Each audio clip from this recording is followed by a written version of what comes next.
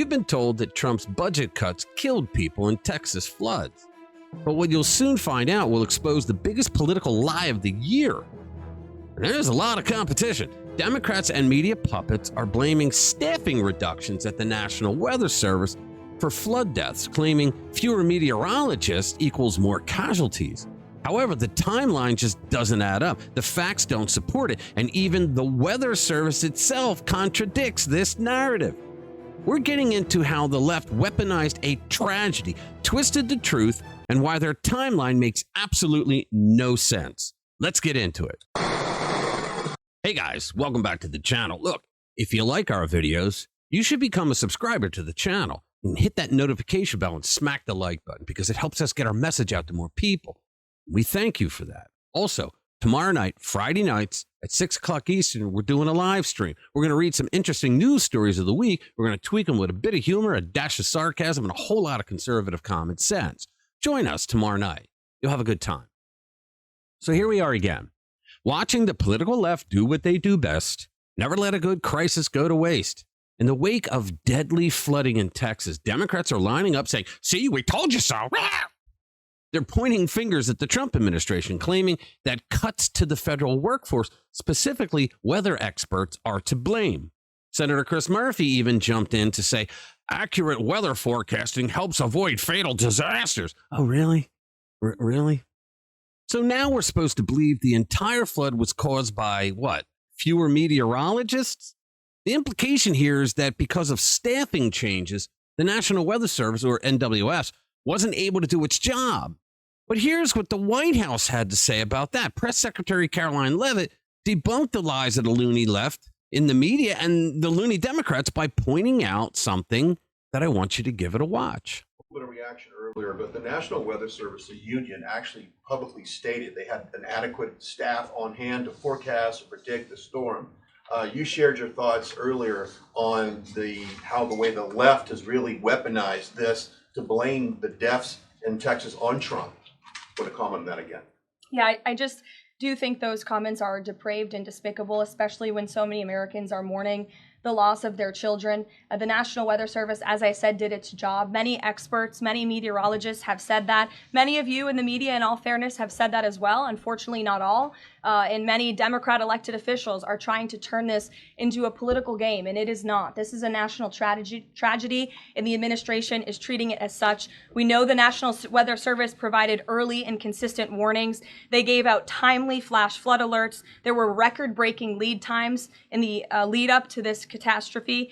There is ongoing flood monitoring, and these offices were well staffed. In fact, one of the offices was actually overstaffed. They had more people than they need.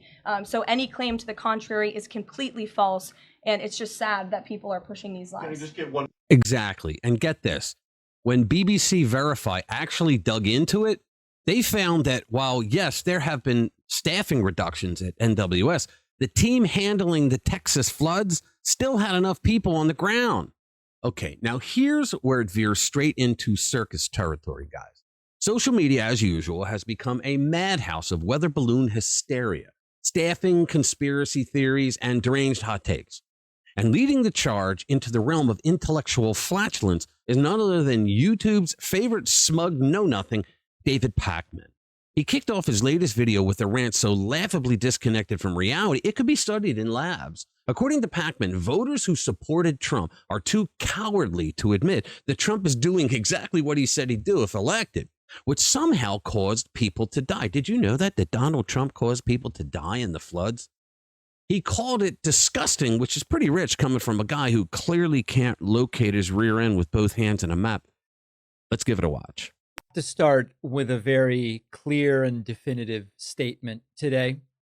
No one is cheering what is happening in Texas with the floods. You see, this is what Pakman does all the time. By him saying that, okay, he's saying that someone is saying that liberals are saying that they're happy that people died in the floods, as if anyone would. He creates a straw man by saying that the MAGA people are now trying to say that liberal people are claiming that they're happy when the people died. I haven't heard anyone say something like that. Anyone of prominence in the movement. I hear them all trying to blame Trump the way he's about to, which is loony enough, but I haven't heard anyone saying that. The reason Pakman is starting out like this is because it's a psychological thing that he's trying to do to you. He does this all the time. He wants you to think, oh, he must be a nice guy because he's not going to exploit the people who died in the floods in Texas just before he goes on to exploit the people who died in Texas. One of the things that the MAGA right is now latching onto, because they know they're out of arguments. They know that the cuts to the I haven't even begun to make the argument that's going to make him sound like the south end of a northbound horse. Stick with me. National Weather Service and all of these different cuts that the Trump administration has put in place, they know that on some level, it has made the death toll from the flooding worse. Nonsense. But they cannot admit that. And so instead, they are accusing the left of cheering as the death toll tragically goes up. And you'll notice that he provides zero evidence of that. That's called performative truth.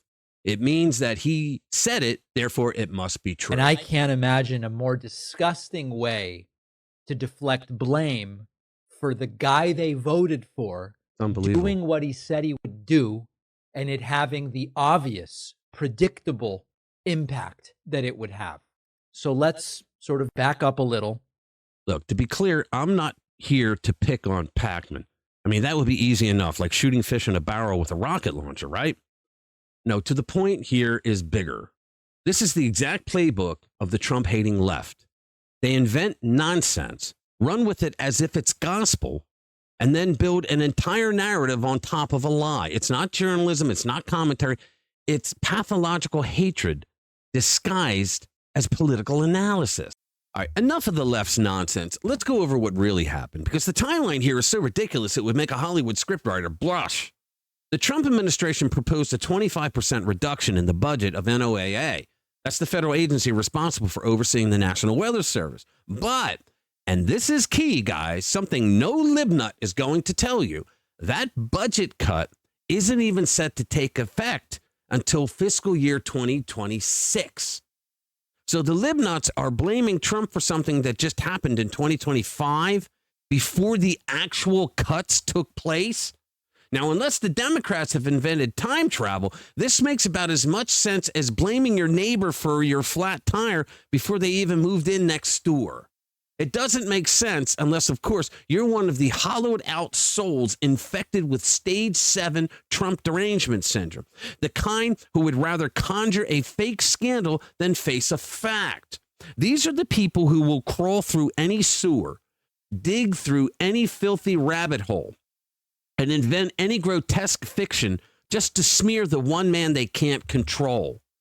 And here they are again, pointing fingers while the floodwaters haven't even receded, while families are still digging through debris for loved ones. It's political necrophilia, plain and simple. What kind of moral corrosion does it take to behave like this? What shattered piece of their humanity gave way to this depravity? And yet, on cue, here come the media puppets and blue-check geniuses blaming Trump for the Texas floods. Apparently, the laws of time no longer apply if you're part of the brain-melted resistance. These people are now blaming a budget cut that hasn't even taken effect for a natural disaster that already happened. That is weaponized delusion, guys. You'd think they'd stop at stupid, but no, they go full soul dead shouting. It's Trump's fault.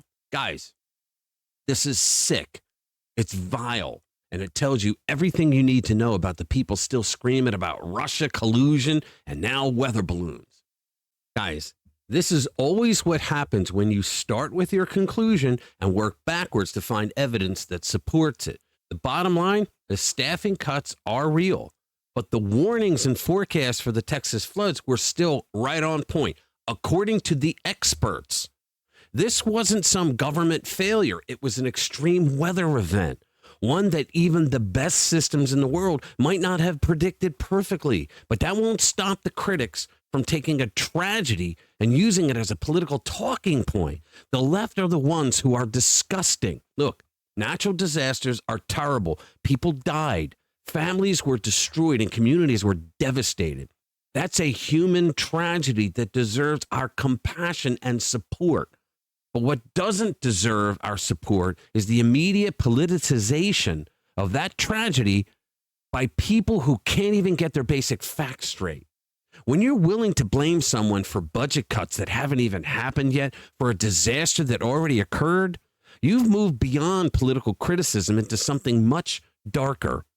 You've decided that your hatred for one man is more important than the truth, more important than facts, and more important than the actual victims of the disaster that you are supposedly defending. The real story here isn't about weather balloons or staffing levels. It's about a political movement so consumed with rage that they'll exploit anything, even natural disasters and death, to score political points. And that tells you everything that you need to know about who we're dealing with. Now, the bright side, the American people are getting smarter than this. They're seeing through these manufactured scandals faster than ever before. Every time the left cries wolf with another fake crisis, more people tune out their hysteria and start looking for the truth themselves. And that's exactly what we need. More people thinking for themselves instead of swallowing whatever narrative gets served up by the outrage machine. What I want you to do is share this video with anybody who believes the crap that the left is putting out about the Trump administration's budget cuts killing people. All right, thank you for watching. I'll see you in the next one.